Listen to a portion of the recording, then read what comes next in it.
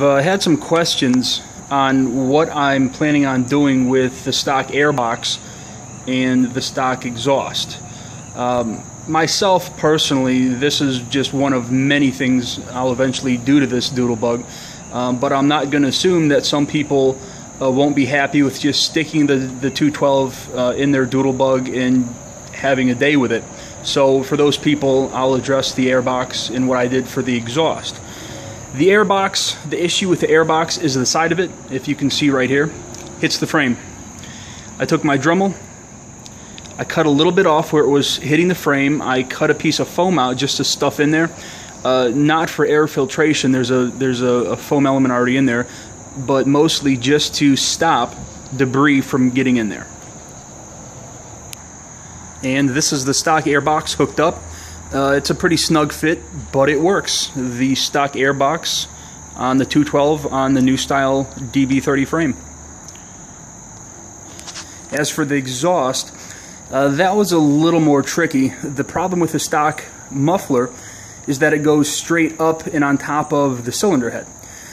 So there's no room in the frame whatsoever for that. So what I did, I took the connector that was on the muffler. There's also a second piece I cut off. You can unscrew that from the muffler itself. I cut that in half. And let me get some better light.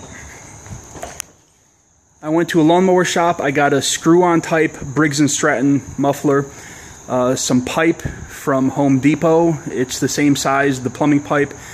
And I had a welding shop where I live weld it together. Just to be aware, the guy that welded it did say that the metals are dissimilar, so the weld might not be as strong as two pieces of mild steel. In my case, it'll do good enough because the next modification will be an exhaust and an intake. This is the muffler on.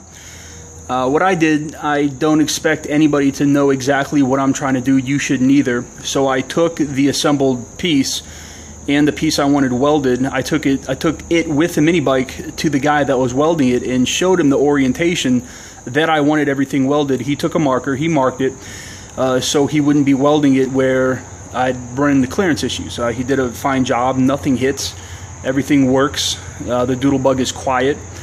For people that want to go that route, I think this is a pretty decent method.